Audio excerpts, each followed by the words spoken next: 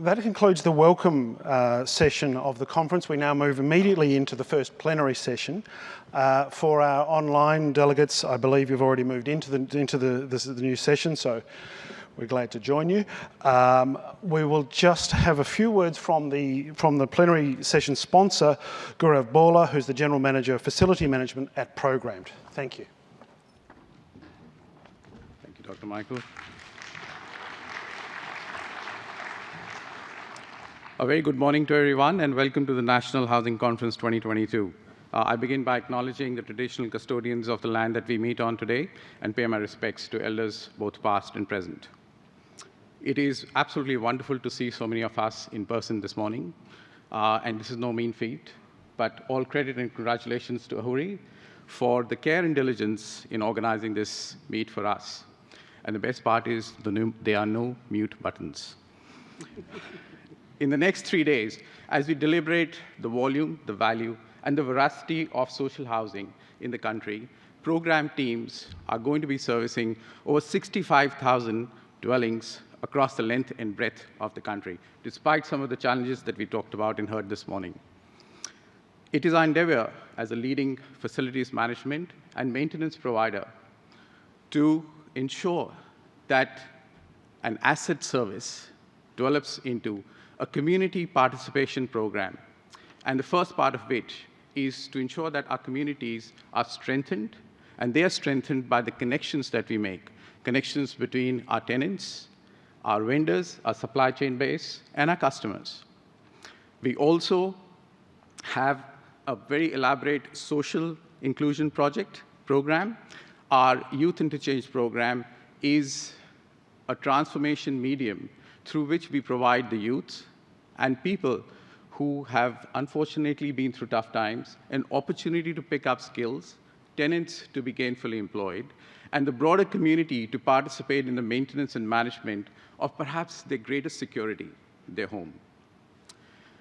We are very ably assisted and supported by our broader businesses, our programmed maintenance business, which directly employs trade staff, programmed healthcare professionals, which provide home care, and two of our largest staffing and recruitment firms, Program Skilled Workforce and Persol Kelly. We are about our people, and our people are about reflecting the community that they work in and are associated with. We have learned one thing: every small difference made adds to the resilience of our communities. There are some great stories to share and some remarkable results to talk about, so please do come and join us at our booth and meet our incredible team and have a conversation. I want to take this opportunity to thank Ahuri again and extend a very warm welcome to everyone. Thank you.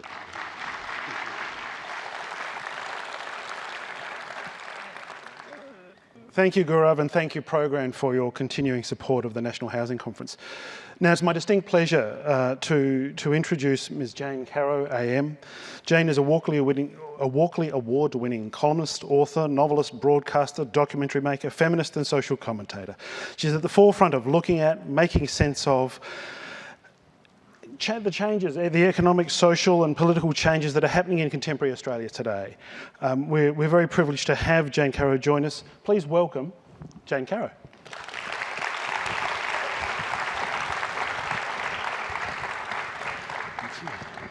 Thank you, Michael. I'm a lot shorter than Michael and the Minister. Can you see me? Oh, thank goodness for that. Whoops, dropped my phone. That's always a good start. I've only really got it so I know I'm not going over time. Hopefully, because I can get caught up in what I'm saying. I am delighted to be in Melbourne at this conference, absolutely delighted. First of all, I'm getting out, that's really nice.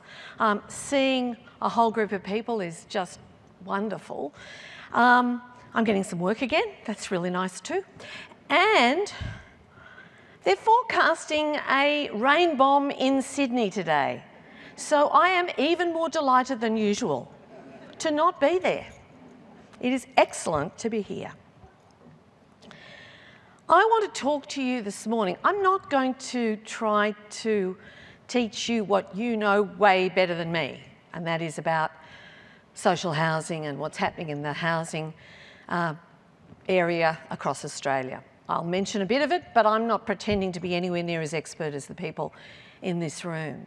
But what I do want to talk to you about are the three themes of your conference: resilience, connection, and transformation. Because I think they're extremely timely.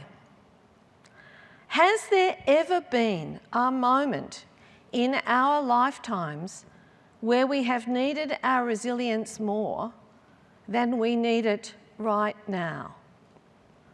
This morning we've already heard a tribute to the people of Ukraine talk about resilience, and also a tribute to people who are struggling with the floods in northern New South Wales and in Queensland.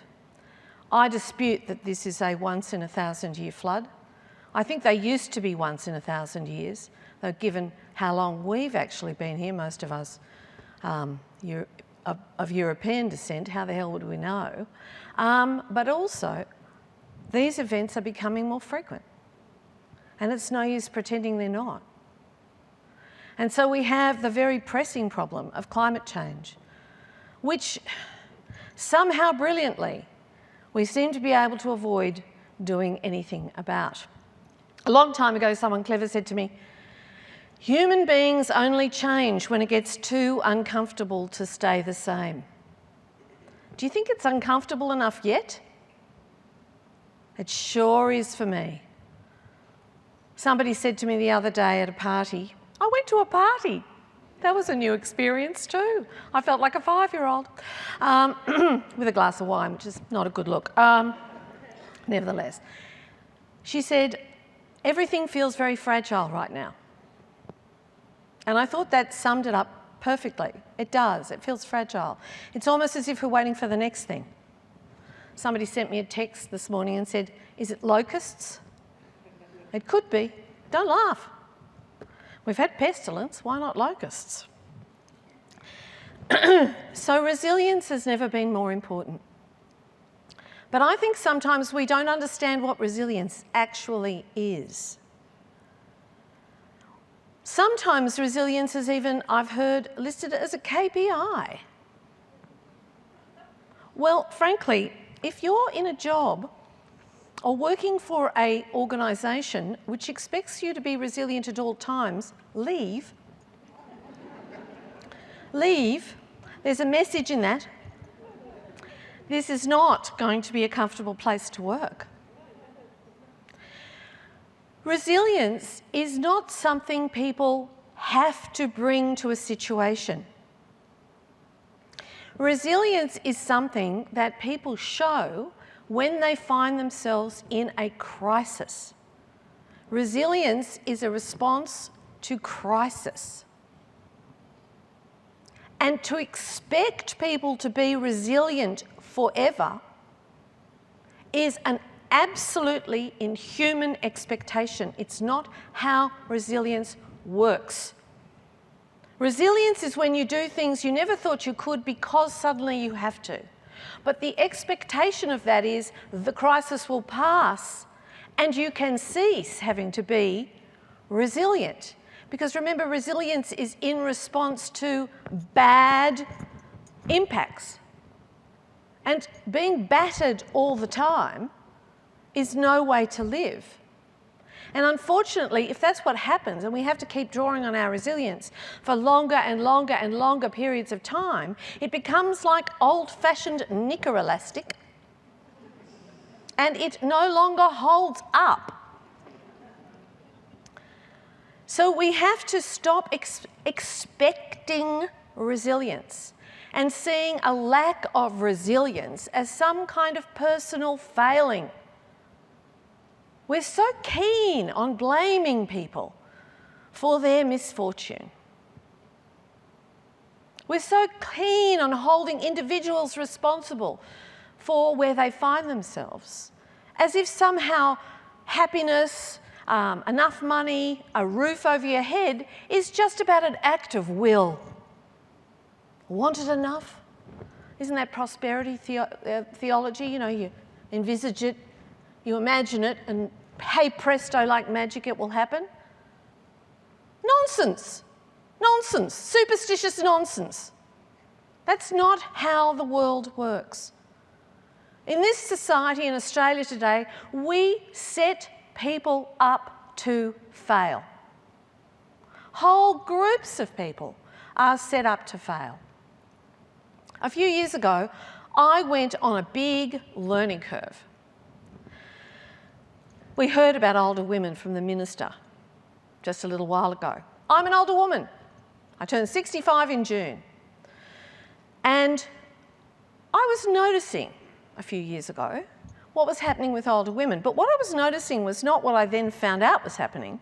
What I was noticing was kind of the positivity around older women, which at that time was that there was going to be a great big change of wealth through inheritance, and that most of it was going to go to older women. And I was thinking about this, and I was thinking, look, isn't it marvellous? This is my generation, and we are a revolutionary generation. Women of my age are revolutionary because we are the first generation of women ever in the history of the world to have mostly worked for money for most of our lives. Now, working class women have always worked for money, of course, but I mean a whole cohort, the entire generation, mostly worked for money for most of their lives.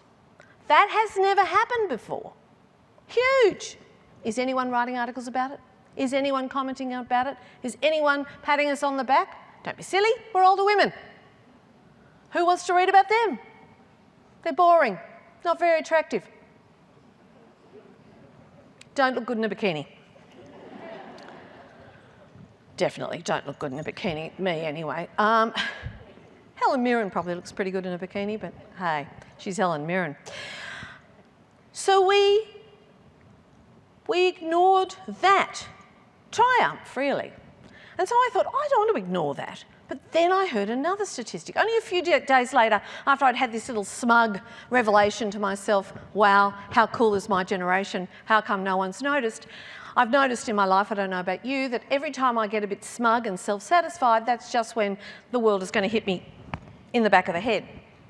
And that's exactly what happened. I heard that other statistic about how the fastest growing group amongst the homeless was women over 55. My generation. The same generation of women who have worked for money for most of their lives for the first time in history. How could those two things both be true? How could they both be true? And I went on a journey to find out, and I wrote a book about it. I'm not here to push the book, so I won't even mention its name. But, oh, all right, Accidental Feminists. But the most interesting thing about writing that book was what I found out. And what I found out is that the whole of our society is set up to predispose women to the very real risk of poverty as they get older. And part of that risk includes a growing risk of homelessness. We have tax mechanisms that actually prevent women from going back into work after they've had children more than 3 days a week. If a woman chooses to go back to work more than 3 days a week after she's had children, she loses some tax benefits, and therefore her taxation rises to a ridiculous, like the reality of how much she is able to earn is so small. My own daughter, a teacher, made a calculation about what would happen if she went back to work 4 days a week after having her 2 children, and she would be paying to go back to work. It would cost her family for her to go back into the workforce. They would be worse off 4 days a week. She's working 3 days a week because she's not stupid. But she is stupid. Well, she's not, but we are. Why would you set up a system like that? Why would you set up a system like that?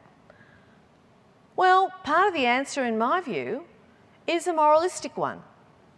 An old-fashioned belief, still very prevalent in Australia, that women should be at home with their children, which is all very well, But as Betty Friedan said back in the 60s, when a woman who belonged to a group called Women Who Want to Be Women, I'm not sure who was stopping them, got up and waxed lyrical about, hoovering the floor and being a lovely housewife and looking after her husband and kids and how great it was. Fine, if you enjoy it, that's fine. Someone said, well, Ms. Friedan, what do you think of that? And she said, I think it's great. But ladies, you are one breadwinner away from the poverty line. And that's exactly what has happened to so many women of my generation. They were taught to hitch their wagon to a man. Never a good idea. Never was. But still, we believed it in the face of evidence for a very long time. And it went horribly wrong. And it went horribly wrong for this generation in particular. And they've ended up particularly if their relationship broke down. I was reading some statistics the other day that said that 75% of single older women live in financial distress, and many of those are living below the poverty line. 75%. That's unbelievable, and we're not talking about it.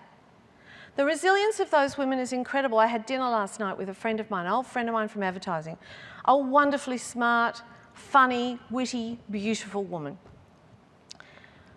Through a whole series of circumstances that will be very familiar to you all, she has lost everything. She's lucky enough to have been able to buy a unit in Melbourne, and she is on the pension. She's 76 now. But she's got herself caught up in a reverse mortgage. And that has turned out to be another disaster. And her resilience is extraordinary. But she said to me, I feel broken inside because every time I turn around, I get hit over the head with something else.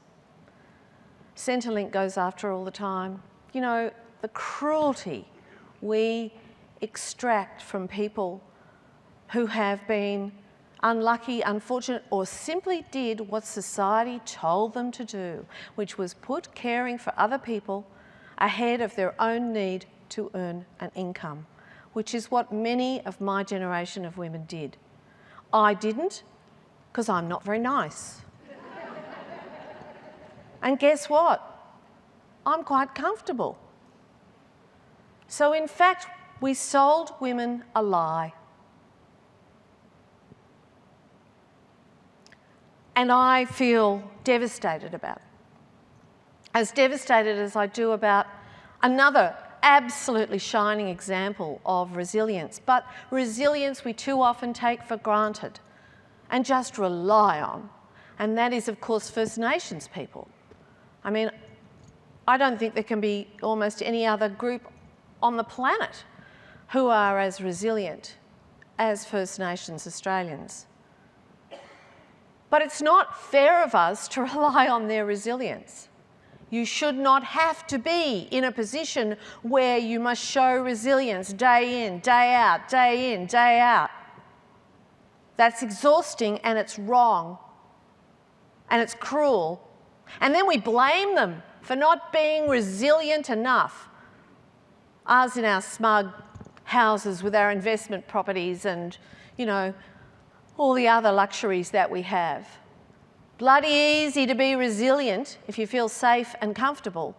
Very hard to be resilient if you are living in real fear of finding yourself homeless, particularly as you age. We know what to do about this.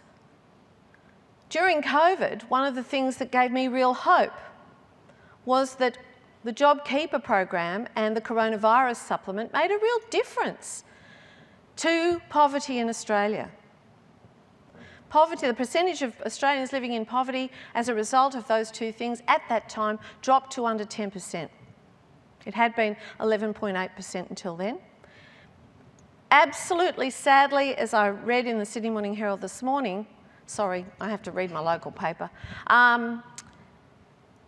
it has now bounced back to 14% because the coronavirus supplement and JobKeeper, of course, have come off. And what that has done, giving people hope and then taking it off them again, which is the cruelest thing you can do, has actually increased the number of people living in poverty. It was 3 million, I believe it's about 3.8 or something. I wrote it down because I'm not very good at remembering figures. Where did I write it down? Oh, I can't remember. I can't find it now. Anyway, it's gone up. And even when it was 3 million, it included 750,000 children. Another institution that shows incredible resilience in our society, as far as I'm concerned, is our public education system,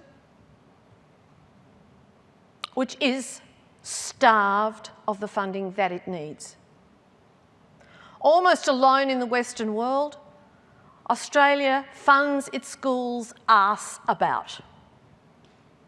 We give too much money to schools that educate children who are already doing well and are already well-resourced. And we give too little money to schools that are educating children who were born into more disadvantaged circumstances and who therefore need more support. And forget the people who say money isn't the answer. The only people who ever say money isn't the answer are the people who have an awful lot of it. Money buys support. It funds smaller class sizes, and don't buy the nonsense about class sizes make no difference. Any person who has gone from having 1 child to 3 knows numbers make a difference. Anyone who has ever supervised a children's birthday party where they go from having 2 children to 15 knows numbers make a difference. They must really play us for fools. It could fund smaller class sizes. It could mean that we could break what is happening in this society in Australia, egalitarian Australia, the land of the fair go, so they tell me. We could break what is becoming set, and that is intergenerational poverty. It's no use telling a 5-year-old to pull himself or herself up by her bootstraps. And anyone who believes that the accident of birth is a good enough reason to deprive you of opportunity is fundamentally a bad person. That is not a reasonable attitude to hold. No child is disadvantaged through any of their own doing.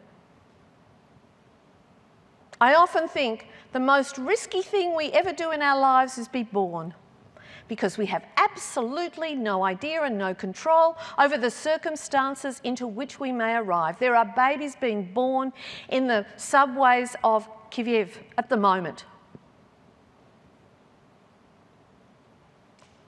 No child is disadvantaged through any of their own doing. They are disadvantaged because they were born into families that have been less successful at navigating their way through society than another kid's family. That's it. And our job as a civilised society is to support them, not to cast them into homelessness. Often because their parent had the courage, mother had the courage to leave an abusive relationship, to get them out of a toxic situation. And her reward for that is to be punished for it. In some cases, to be put on the cashless debit card, which is unbelievable when you think that most women who are escaping coercive control and domestic violence have had their finances controlled by their abuser. They leave that, bravely, courageously take the risk of leaving that relationship, and what do they find themselves in many parts of Australia, the trial areas for the cashless debit card? What do they discover? Now their finances are being controlled by another abuser, the government. It is shocking. I am beside myself about us expecting the people who have got the most on their plate, the most difficulties to fight, who feel the most broken, that we are expecting of them that they show endless resilience. It's not reasonable. Nobody should be in crisis all their lives. Cortisol, the stress hormone. We are now seeing evidence, neurophysicists are talking about this, that it has a measurable effect on the developing child's brain. So children who are growing up in poverty or in homelessness, we are actually affecting their ability to learn by casting them there. I am beyond shocked. So what do we do about this? And I mean, I could go on. There's many, many refugees, so many situations where we are cruel, almost as if we need to blame those who are experiencing constant crisis. Maybe what we're doing when we do that is a sort of babyish self-protection, a kind of infantile way of keeping our own illusion of safety going. We say, oh, well, those people over there, those poor people, those old women, you know, whoever they are, oh, they made poor life choices. They made bad decisions, or they were lazy, or what the cashless debit card tries to imply is they poor financial managers. Anyone who manages to live on, what's it called now, job seeker, new start, what other Orwellian term do we have for it? Anyone who's tried to live, managing to live on that, far from being a poor financial manager, must just about be the best financial manager you could ever find and knows how to get every last drop out of the few dollars they ever get. We blame them because then we can say, well, I would never do that. I would never make those decisions. I would never make those lifestyle choices. We do the same thing when we try to rationalise why the woman who's been raped or sexually assaulted sort of deserved it. Oh, she was drunk. Well, I would never have worn that outfit. I would never drink that much. I would never have gone there. I would have never done that sort of thing. It's a way of us pretending it could never happen to us. Well, as we're finding out with COVID, with the increasing number of terrifying climate catastrophes, oh yes, it can happen to us. Oh yes, it can happen to anyone. And if that's true, then it makes absolute sense for us to become compassionate rather than judgmental, because literally the life we're saving could be our own. So how do we do that? Well, one of the ways I think we do that is through connection, is through making those stories real and accessible to people. It is through reminding people of our shared and common humanity. It is the opposite of saying, oh, well, I wouldn't have gone there, decided that, invested in that, done this, bought that. That's not connecting with people. That's the opposite. That's disconnecting yourself from people. And the philosophy that has been dominant, I think, in Australia, in the US and in the UK, and aren't they doing well, all of those countries? Hasn't sanity prevailed in their governments? Aren't we impressed by their leaders? Well, you might be. I'm not. Is neoliberalism, which basically is about personal, they love to use the word, personal responsibility and individualism. Now, there's nothing wrong with personal responsibility, but there is something wrong with it when it's used as an excuse to refuse to be compassionate. That is an abdication of personal responsibility, because personal responsibility doesn't actually mean I just look after myself and everyone else, who cares? Personal responsibility actually says, well, actually, I'm reasonably comfortable at the moment. Perhaps I could do something for someone else. That's being responsible, and it's also being compassionate. And that's how we connect. And the recognition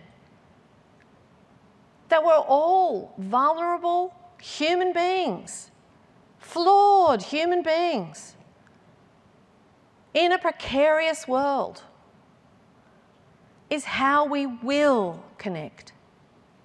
I'm sorry it had to get to this state. I hope it doesn't get to a worse state, but I ain't going to guarantee it. I'm sorry it had to get to this state before we started to recognise that connection is what could save us. Community is what could save us. If you look at what's going on in the Ukraine, if you look at what's going on in the flooded areas at the moment, what we see, what the stories that inspire us, the things that bring tears to our eyes are the stories of ordinary people connecting with one another to help one another. People they don't know, people they never met, people they might vigorously disagree with if they sat down at a dinner party and talked about their views of the world. They don't care. Is another human being in trouble? I'm going to try and help. That's wonderful. That's connection. But I wish we could connect when we're not in crisis. I wish we could understand that we are all more the same than we are different. My industry my old industry, I'm not in it anymore, advertising, has created much harm. One of the things it did, which was very harmful, was realise that if it segmented people into different demographics, psychographics, archetypes, whatever the hell they call it now, they could sell research reports on them and make money. And so we get generation, I'm a boomer, you're a millennial, you're a Generation X or whatever. It's all rubbish. It's rubbish. It's rubbish, rubbish, rubbish. None of that is true. Some of you are young. Some of you are middle-aged. Some of us are older, and some of us are very old. And it's always been like that. That's just being human. And when they tell me that, millennials are this, that, and the next thing, I think, sounds like being young. And when they tell me that boomers are like this, that, and the next thing, I think, sounds like being old. But then I'm crazy like that. So they've segmented us and divided us. I still remember when I was working in advertising and I had 2 small children and I was working on the Kellogg's account. Definitely for my sins, which must have been many. And they had these divisions of different types of mothers. And I recognised myself in the description, a dictator mother. And this was because I wouldn't allow my children to eat Cocoa Pops for breakfast. Very bad dictator I was. But this is nonsense. It's nonsense. We all feel the same emotions. We all respond to crises in the same sort of way. We all feel fear and pain and happiness and joy. We all go to the cinema if you don't believe me. I know no one goes to the cinema anymore but boomers, but that's just a thing. It's not disproving my point, I promise. But go to the cinema if you don't believe me, and go to one of the, Marvel movies that younger people do actually go to, or so I'm told. So I haven't been. But go to one of those and watch the way the audience responds if you think we're all so incredibly different. Everybody laughs at exactly the same moment. And nobody got up and put a sign up and said, "Laugh now." They just laughed because it was funny and everyone saw it as funny. They cry at the same moment. They gasp at the same moment.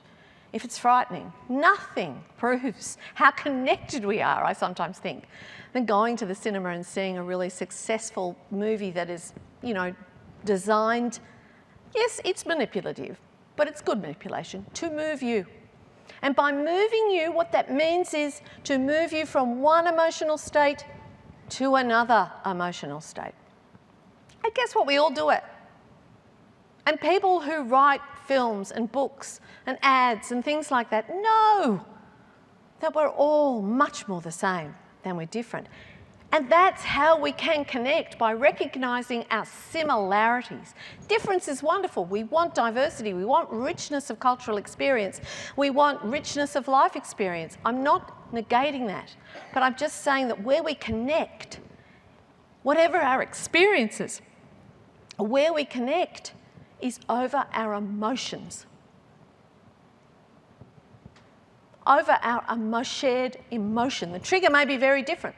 The reason you have been through trauma may be different for the reason I have been through trauma. But we both recognise what having been through trauma feels like. That's how human beings connect. It's why reams of facts, whilst really important and necessary to know, never change anyone's mind. Because it's the emotion that will change their mind. It's why, I'm sorry, I seem to be selling my books outrageously at the moment. It's why I've just written a novel about coercive control. It came out yesterday. It's called The Mother. But I wrote it as fiction because I wanted to move people from their head judgment to their guts, empathy and compassion, to their feelings, so that they would follow, because we hear so much judgment about people who find themselves in domestic violence or coercive control. Why didn't she just leave? Why was she attracted to a man like that? Why did she make such bad life choices? Why didn't someone intervene? There's a shame attached to being someone who is, has violence perpetrated against them. A feeling of, I was a fool. No, you weren't. Any of us, it could happen to any of us. It really could. But I wrote it as fiction rather than non-fiction because when you read a thriller, and it's a thriller, you go, if it's successful, you go on the emotional journey that the characters go on. You fear what they fear. You enjoy what they enjoy. You feel hope when they feel hope. And you struggle with the same dilemmas. And therefore, you have to understand on a different level, because that's what a good novel, like a good film, does. It connects with everyone who reads it and everyone who watches it. And the connection point is the emotion. So cry, laugh, shriek, scream, pound the table. Emotion works. And other people, some will be shocked by your emotion, some will be made uncomfortable about it. We've been taught to be uncomfortable about our emotions. That's because they want to control us and our emotions. Rebel. Show your emotions. Because when you do, other people are able to show theirs. And emotions are powerful. And that's the beginning of a transformation, isn't it? If we all became more comfortable with our emotional selves, more honest about our feelings, more honest about when we were afraid, more honest about when we were excited or ashamed or humiliated or felt weak and insecure and frightened. If we were more honest about that, we could stop judging those who fall through the cracks. And if we stop judging those who fall through the cracks, maybe we'll be prepared to help those who fall through the cracks, because we're not going to help them the way we should as long as their very presence makes us feel afraid that we could be, that we need to shut them out, we need to shut their experiences out. Why do we never talk about poverty in Australia? Why is it never an election issue? Because we can't bear to look at it. Women all over Australia are making our politicians look at sexual harassment, sexual assault, not just in the workplace, but right across our nation and in all sorts of places, including, tragically, homes. We've looked away from that from thousands of years, pretended it only happened to weird, strange, terrible people over here. Finally, the women of Australia are saying, no, do not turn your face away. Do not do it. If you turn your face away, sir, we shall give you side-eye and refuse to smile at you. Do not turn your face away from this issue. Understand it, feel it, imagine it. Not if it happened to your daughters, if it happened to you. There is nothing wrong with a man empathising with a woman. It will not unsex him. He will still be a man. In fact, he'll be a bloody sight better man and will probably be much more attractive to women because he's empathic. We won't change things above the superficial, until we change how we feel about our fellow human beings, until we stop judging and start feeling what it might be like to be them. And then we might realise, forget that, we are them and they are us. And as things get more and more fragile, it becomes more and more likely. Thank you very much. I do hope you ask me some questions.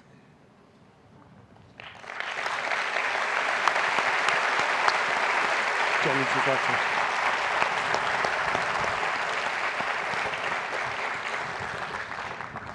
to. Thank you very much, Jane. Please, for those of you who are logged into the conference app, if you enter plenary session 1, and you can ask questions through the app, whether you're joining us virtually or here in the room. There are a couple of questions that have come in through the app already. One of them is a technical question asking how do I log into the app. Don't ask me. Not entirely sure how someone can log in and then ask how.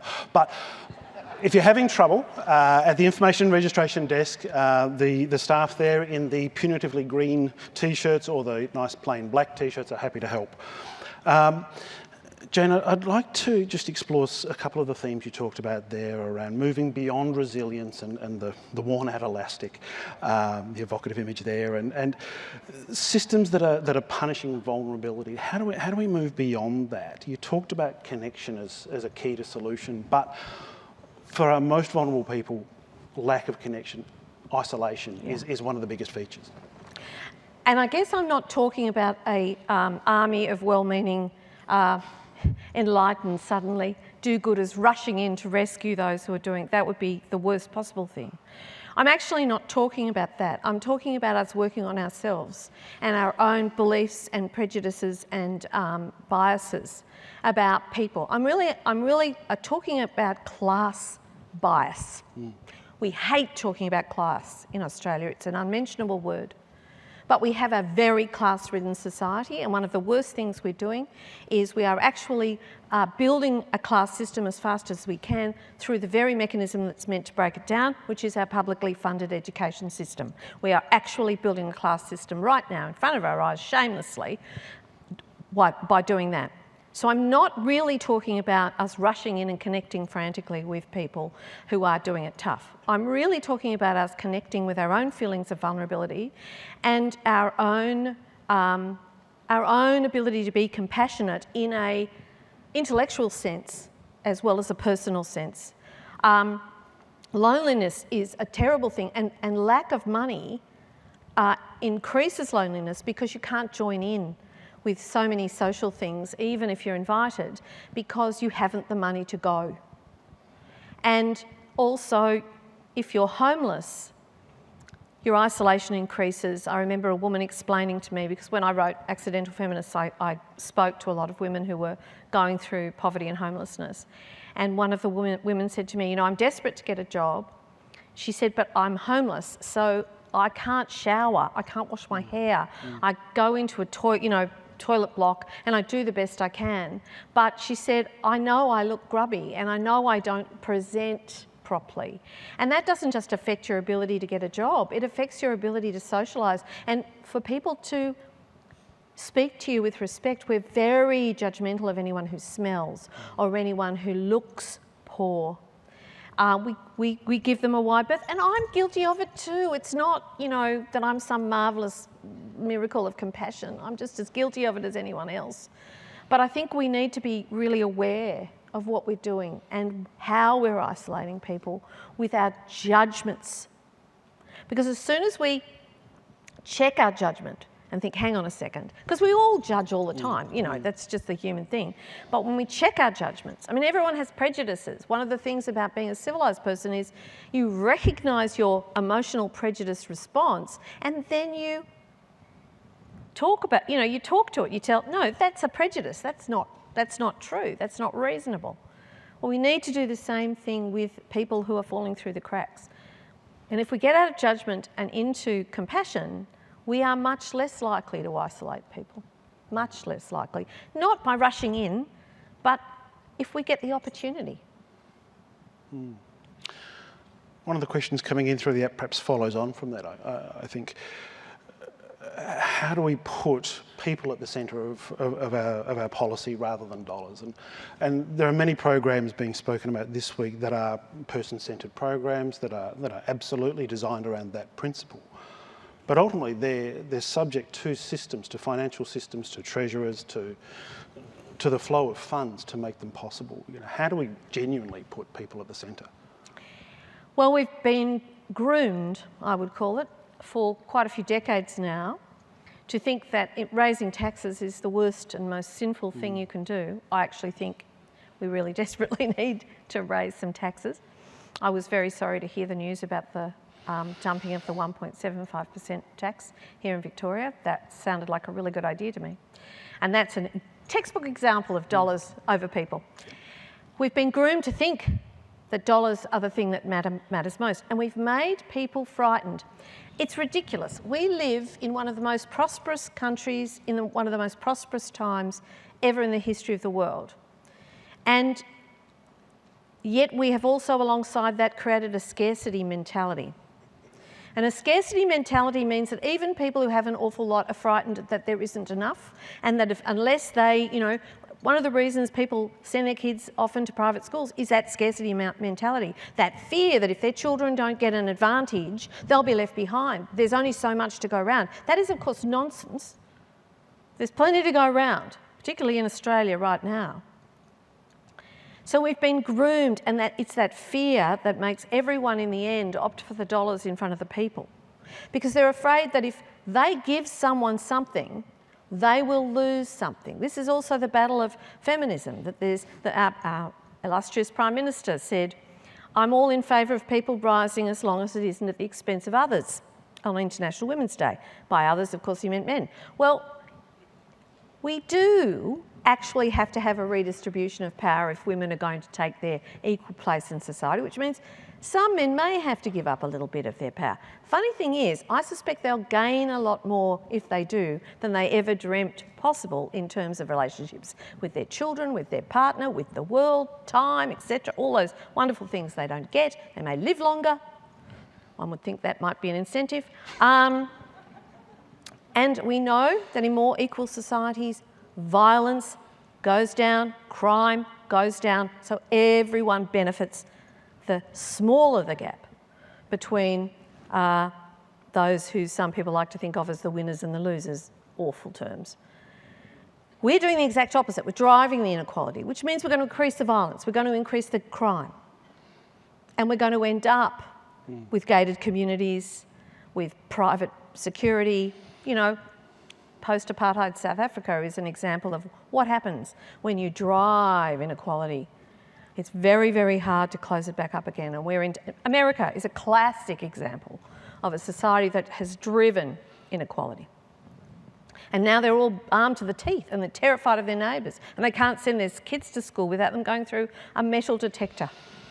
I mean, is this the sort of society we want to be? Because that's where we're heading, in my view. So all these things are arguments for putting people ahead of dollars, because in the long run, that's the only way we will have a good and civilised society. If we put dollars ahead of people, in the end, every person will suffer as a result of that. Even those bloody billionaires, frankly, come down from the frickin' moon or Mars or wherever the hell you're heading in the rocket and start doing something useful.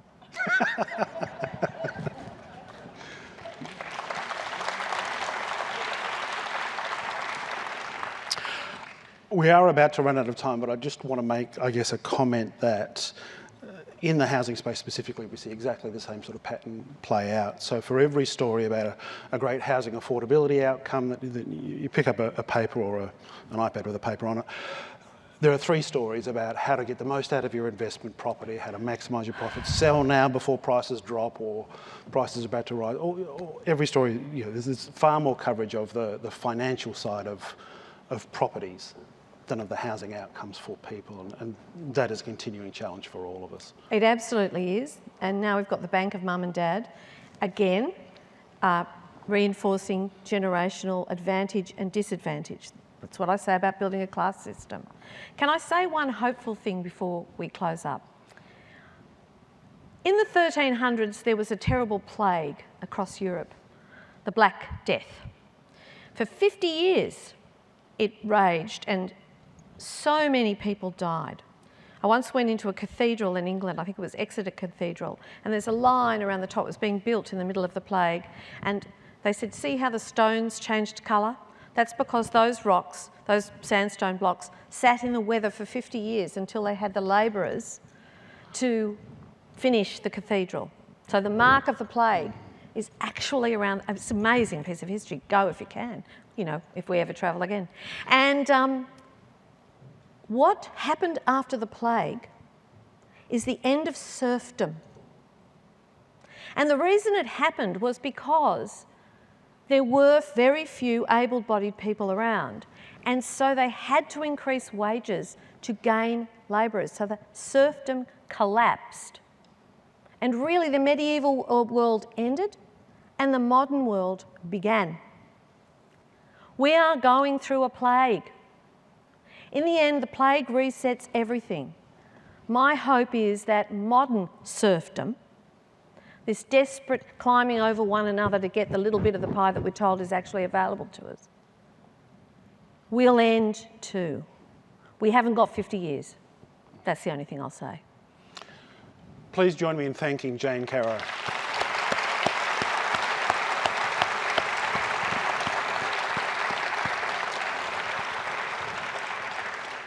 I also want to thank Program for sponsoring this open plenary session. For our virtual attendees, the session's about to close, but we'll see you in the concurrent sessions after the break. For everyone here, please join me for morning tea.